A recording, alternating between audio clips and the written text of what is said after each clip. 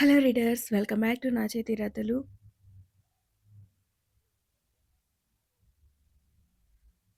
Lady boss part 73. ఆహా ఏమి రుచి అనరామై మరచి రోజు తిన్నా మరి నోరూరించి రుచి బెస్ట్ కుక్కులలో టాపు ఎవరండి ఇంకా చెప్పాలా బీటీ నేనండి. డైనింగ్ టేబుల్ మీద డిషెస్ పెడుతూ ప్యారడీ పాడుకుంటున్న బీటీని నవ్వుతూ విష్ చేస్తుంది సురభి. మేడం, రండి రండి, టిఫిన్ రెడీ. నేను టకటకా వడ్డించేస్తా, మీరు చకచకా తినేసి మీ లంచ్ బాక్స్ కూడా రెడీ చేసేసుకోండి. అది కూడా రెడీ అయిపోతుందని చెప్పింది. నైట్ మ్యాటర్ వల్ల మైత్రి కాస్త అలసటై డల్ అయింది. చేతన్ని అలా ఇంటికి రమ్మని చెప్పడం తనకి గిల్టీగా అనిపిస్తుంది. ఆ గిల్టీనెస్ అతనికి ఏదో దెబ్బలు తగిలాయని అనుకుంటే పొరపాటే. తన వైపు కూడా తప్పుండి అన్నయ్యతో తిట్టించుకున్నానే అని ఫీల్ అవుతుంది పాపం. తనని చూసి చేతి మీద తట్టింది సురభి, ఏమైందన్నట్టు. నథింగ్ అని స్మైల్ చేసి తినడం స్టార్ట్ చేసింది. ఆ టైంకి రోజు తినడం కూడా పూర్తి చేసే అలివేణి బయటికి రాకపోవడం సురభి నోటీస్ చేసింది. వీటిని దగ్గరికి పిలిచి అత్తయ్య లేచారా అని చిన్నగా అడిగింది.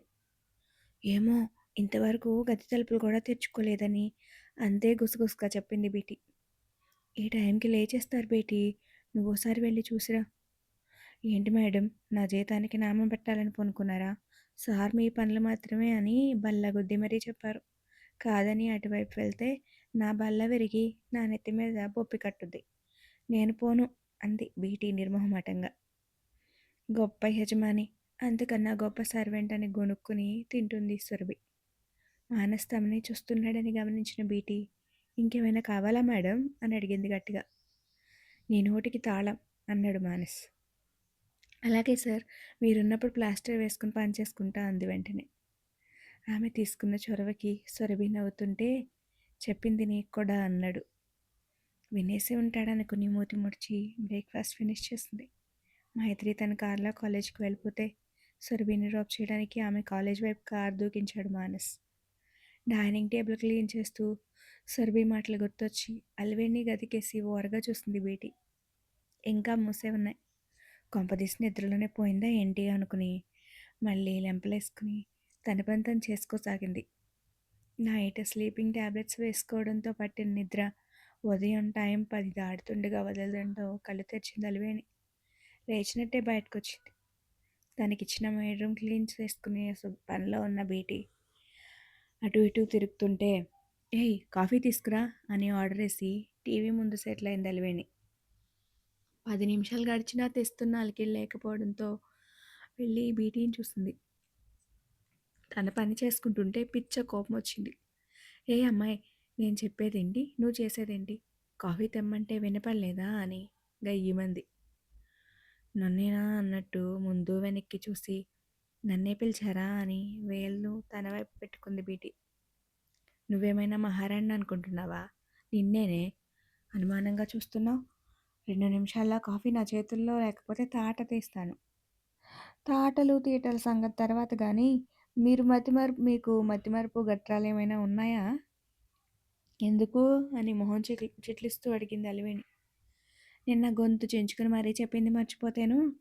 నేను ఇక్కడ సొరభి మేడం కోసం మాత్రమే పనిచేస్తున్నాను. నాకు ఇచ్చే జీతం అందుకు మాత్రమే. మీకు చేస్తే నా పైసా రాదు, రెక్కల నొప్పి తప్ప. ఏంటి వాగావు? ఆఫ్టర్ ఆల్ పని మనిషివి, నా ఇంట్లో ఉండు నేను చెప్పింది చేయనంటావా? పోవే బయటికి. పోతావా గెంటించినా? బీటీ కూల్గా బొడ్లో దోపిన ఫోన్ తీసి మా సార్ని అడుగు చెప్తా ఉండండి, నన్నే పోమంటారో లేక మీతో సన్మానం చేయించుకోమంటారో అంటూ మానస్కి కాల్ కలపబోయింది. అక్కడి నుంచి వచ్చే రియాక్షన్ ఎలా ఉంటుందో బాగా తెలుసు కదా. తను ఇలాగే కాంప్లికేట్ చేసుకుంటూ వెళ్తే మానస్ ఇంట్లోంచి వెళ్ళిపోయి సాహసం చేస్తాడేమో అని ఆగిపోయింది అలివేణి. అలా వెళ్ళిపోతే అతని చేతిలో ఉన్న ఆస్తి అది తను అనుభవించలేదని బాధ. ఇంకేమనకుండా వేరే మెయిన్ని పిలిచి లేవగానే కాఫీ ఇవ్వాలంతా లేదా అని పెద్దగా తిట్టేసి తన ఫ్రస్ట్రేషన్ మొత్తం ఆవిడ మీద తీర్చేసుకుంది. అదే టైంలో ముందు రోజు రాత్రి జరిగింది గుర్తు రావడంతో కోపం మరింత పెరిగింది. సురభిని ఒక్క మాటంటే అశు తనని తీవ్రంగా అవమానించిందని, కొడుకు దూరం అయిపోయాడని, ఆఖరికి తన ఇంట్లో పనిచేసే పని మనుషుల్లో కూడా తనని ఎదిరించే స్థితి వచ్చింది. దానికి కారణం సురభి అని ఆమె మీద మరింత ద్వేషాన్ని పెంచుకుంది. కానీ ఆమెని ఏమైనా అంటే తను తిరిగి పడాల్సింది ఒకరికి ముగ్గురు నుంచి అనే విషయం మర్చిపోలేదు. అలాగని కోడల్ని వదిలేనూ లేదు. ఏదో ఒకటి చేయాలని సాయంత్రం సురభి కాలేజ్ నుంచి వచ్చే టైం కోసం వెయిట్ చేస్తూ కాలక్షేపం చేస్తుంది.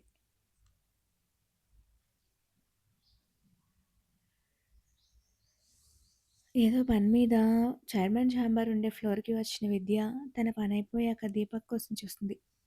2 నిమిషాల తర్వాత అశు ఛాంబర్ నుంచి బయటకు వచ్చిన అతన్ని చేరి హాయ్ అంది స్మైల్ చేస్తూ. తనంతటి తానొచ్చి అది కూడా నవ్వుతూ పలకరించేసరికి దీపక్ షాక్ అయ్యాడు. నీతో కొంచెం మాట్లాడాలి, బిజీనా? ప్రొఫెషనలా పర్సనలా అని అడిగాడు. రెండోదే. ఏ? ఇది ఆఫీస్ టైం. బ్రేక్ టైంలో కలవనేసి వెళ్ళిపోయాడు. అబ్బో అనుకుంటూ ముత్తి తిప్పి లంచ్ బ్రేక్ ఇద్దరు క్యాంటీన్లో మీట్ అయ్యారు. ఆర్డర్ చేసిన ఫుడ్ తినకుండా ఏదో దీర్ఘాలోచన చేస్తున్న విద్యని చూస్తూ నాతో ఏంటబ్బా పర్సనల్స్ అన్నది మెయిన్ ప్రశ్న దీపక్కి. నన్ను రేపు రమ్మంటావా అన్నాడు. ఏ అన్నట్టు చూసింది. నీ డీప్ థింకింగ్లోనే ఇవాళంతా గడిపేసేలా ఉన్నావు. ఇక నాతో ఏం మాట్లాడతావని వెటకారంగా అంటుంటే కోపంగా చూసింది విద్య. నీ చూపులకి బెదిరిపోయేవాడెవ్వడూ లేడిక్కడ. నాతో ఏం మాట్లాడాలో చెప్పాడు. అసలు కొంచెమైనా బుర్ర ఉందా నీకు? మనసు అనే మెటీరియల్ ఉందా? తినేది ఫుడ్డా లేక గడ్డా? దేవుడిని ఎక్కువ సింగిల్ సెన్స్ కూడా పెట్టినట్లేడు కదా అని వరుస పెట్టి తన ఫ్లోలో తను పోతుంది విద్య.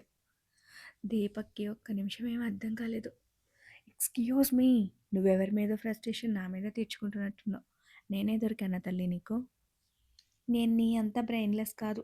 ఇదంతా నీ మీద ఉన్న కోపమే. అంత పాపం నేనేం చేశాను? మా అన్న వదినకు పెళ్లి జరుగుతుంటే ఎందుకు ఆపలేదు? కరిచినట్టుగా అరిచింది విద్య. ఇప్పుడు వాళ్ళెందుకు వచ్చారు మధ్యలోకి? అసలు మ్యాటరే వాళ్ళది. నువ్వు మధ్యవర్తి అవ్వాలి ఇప్పుడు. ఒక్క ముక్క అర్థమైతే ఎడమకాలు చెప్పుతావు. చిచి, ఆ చెప్పేది ఏదో సరిగ్గా చెప్పాడు అన్నాడు చిరాగ్గా. నిజం తెలిసాక మా అత్తయ్యతో ఉండడం ఇష్టం లేక మా అన్నయ్య దగ్గరికి షిఫ్ట్ అయిపోయాను. అయితే అన్నాడు. అక్కడ ఇంకో ప్రాబ్లం ఎదురైంది. ఏంటో? మా అన్నయ్యకి వదినకి ఒక్క క్షణం పడట్లేదు. డివోర్స్ అనుకుంటున్నారు. సో ఏంటి సో? వాళ్ళేదో చేశారు. చేసిన దానికి శిక్ష వేస్తే సరే కానీ ఇదేం లింక్ అసలు? ఇష్టం లేని వాళ్ళకి పెళ్లి చేయడం. హలో మేడం, నన్నెందుకు అంటున్నావు? యుధిర్ గారు చేశారే అనుకో, పక్క నుండి నువ్వేం చేస్తున్నావు? ఇది తప్పు, అలా చెయ్యకూడదు అని చెప్పాలి కదా. ఎవరు నేనా? నాకేం అవసరం అన్నాడు. అదిగో మళ్ళీ అదే మాట. సాటి మనిషిగా చెప్పలేవు. అప్పుడు నువ్వు ఆపుంటే ఎవరి లైఫ్ వాళ్ళు బ్రతికేవారు. అలా జరగకూడదనేగా పెళ్లి చేసింది అని తాపీగా చెప్పాడు. కాల్ చేసేలా చూసింది విద్య. కళ్ళెగరేశాడు ఏంటన్నట్టు. నువ్వు అప్పుడు యుధిర్ గారిని కంట్రోల్ చేస్తుంటే సిచ్యువేషన్ ఇంత కాంప్లికేట్ అయ్యేవి కావు. నాకు ఇంత పెద్ద ప్రాబ్లం వచ్చేది కాదు. అంతా నీ వల్లే. కొట్టానంటే గింగిరాలు తిరుగుతావు. అది వాళ్ళ కర్మ. చేసిన దానికి అనుభవిస్తున్నారు.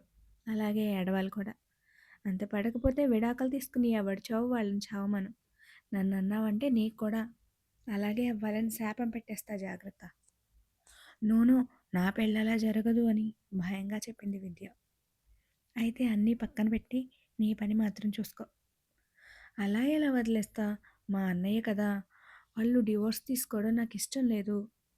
ఏం పాపం? మా అన్నయ్య మారిపోయాడు. చైత్ర కూడా మంచిదే.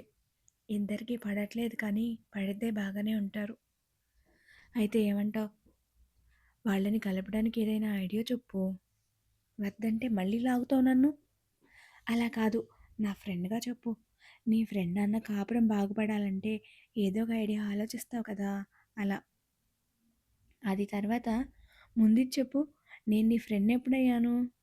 పైనుంచి కింద దాకా చూస్తూ అడిగాడు దీపక్. మొన్న మనం చక్కగా కూర్చుని కబుర్లు చెప్పుకున్నాం కదా, అప్పటి నుంచి. కబుర్లు కావవి, మీ నాన్నగారి పాపపు చిట్టాలు. ఏదో ఒకటి. నీకు నువ్వు అనేసుకోవడమేనా? ఇప్పుడు నువ్వు అనుకో. మరేమో నేను కొట్టాను కదా! కొంచెం గిల్టీ ఫీల్ ఉండిపోయింది. అదే నువ్వు నా ఫ్రెండ్ అయిపోయావనుకో, నా ఫ్రెండ్‌నేగా కొట్టాను అని లైట్ తీసుకోవచ్చు. మా తల్లే ఎంత గొప్ప మనసో! ఈ పొగడ్తలొద్దు గానీ ఐడియా చెప్పు. ఐడియా కావాలా? జియో, ఎయిర్టెల్ వద్దా? ఫ్రెండ్ అంట ఫ్రెండ్ అంటూ వెళ్ళిపోవడానికి లేచాడు. పోనీ ఐడియా చెప్పినప్పుడు మాత్రమే ఫ్రెండ్. తర్వాత కాదులే. ఈ డీలోకేనా? కొంపదీసి అగ్రిమెంట్ పేపర్స్ కూడా రెడీ చేసావా ఏంటి? నీకో దండం తల్లి, నన్నొదిలే. ఇంత మెంటల్ పిల్ల నాకు ఫ్రెండ్ అంటే నాకు కూడా మెంటల్ అనుకుంటారు జనాలు. యూ ఈడియట్ అని అరుస్తూ ప్లేట్లోని శాండ్విచ్ విసిరేసింది కోపంతో. దాన్ని క్యాచ్ పట్టి థ్యాంక్స్ అని తింటూ వెళ్ళిపోయాడు దీపక్. సాయంత్రం కాలేజ్ అయిపోయే టైంకి గేట్ బయట కారుతో రెడీగా ఉన్నాడు మానస్. రోజు కంటే ఉత్సాహంగా బయటకు వచ్చింది సురభి. వాసుకి బాయ్ చెప్పి కారు ఎక్కగానే మానస్తో ఏదో చెప్పాలన్నట్టు అతని వైపు తిరిగి కూర్చుంది. ఆమె కళ్ళల్లో బ్రైట్నెస్కి ఈగర్గా చూశాడు మానస్ కూడా. కానీ తెలీదుగా ఆమె బ్రైట్నెస్కి కారణం చెప్తే తన్ని చీకటి ఆవహిస్తుందని. చాలా హ్యాపీగా ఉన్నట్టున్నావు అన్నాడు ఆమె ముంగులు సరిచేస్తూ. అవునని తెగ తెలుపేసింది సురభి నవ్వుతూ. కార్ స్టార్ట్ చేసి చెప్పు అన్నాడు. మరేమో మానస్ గారు మా కాలేజీలో టూర్ వేస్తున్నారు. North India 5 days. 5,000 చూపిస్తూ ఎక్సైటింగ్గా చెప్పింది. అంతేదాకా మానస్లో ఉన్న క్యూరియాసిటీ ఆ మాటతో తుడిచిపెట్టుకుపోయింది. అయితే అన్నాడు నార్మల్ వాయిస్తో. వెళ్ళాలి కదా. అవును కదా. చాలా ఈగర్గా వెయిట్ చేస్తున్నట్టున్నావు. చాలా. మరి నా సంగతి? మీ సంగతా? వస్తారా మీరు కూడా?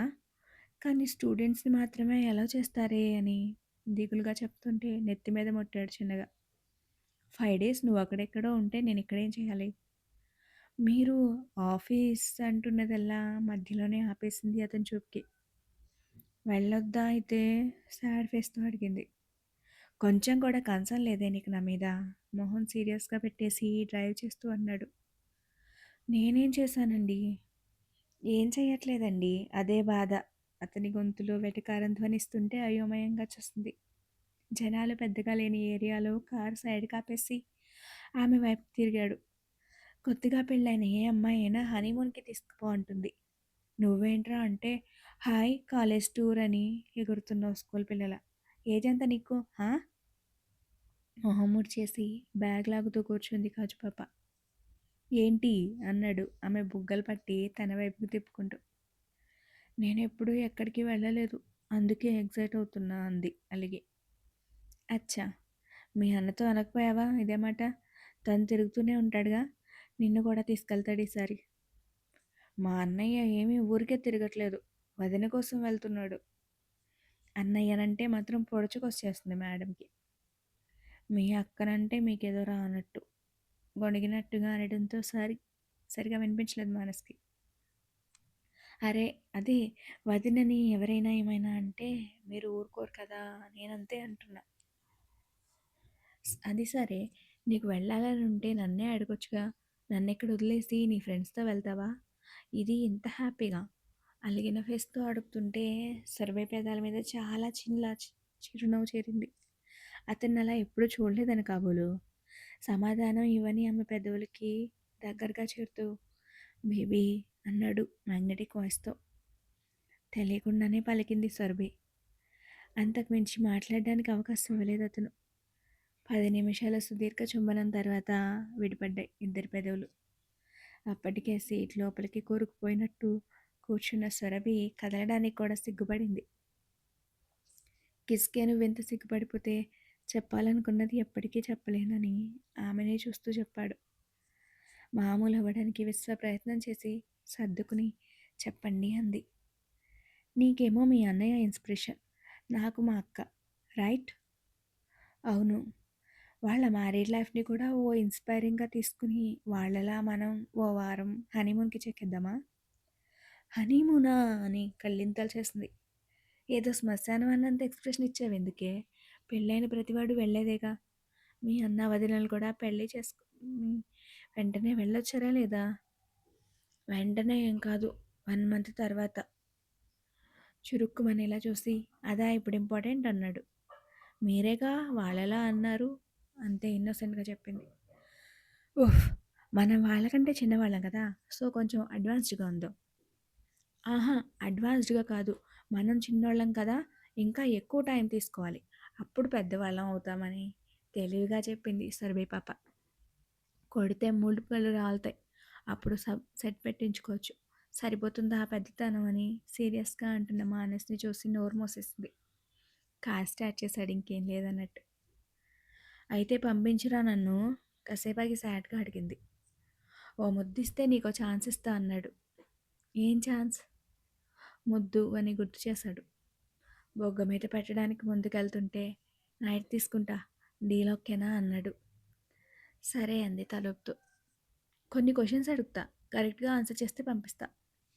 సురభి హ్యాపీగా ఫీల్ అయ్యి సిట్ రైట్గా కూర్చుంటూ అడగండి నేను రెడీ జీకే నాకు బాగా వచ్చు అంటూ ఉండగానే మరోసారి ఆగిపోయింది car.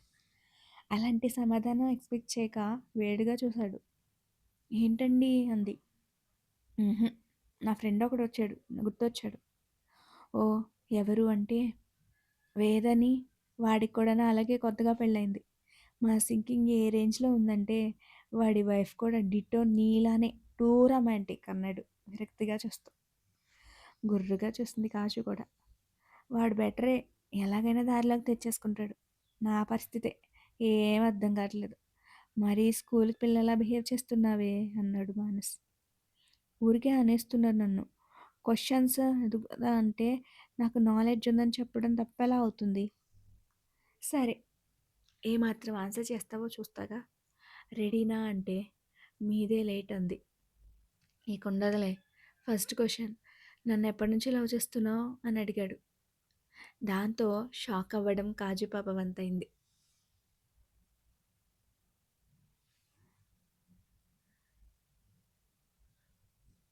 Thank you for watching.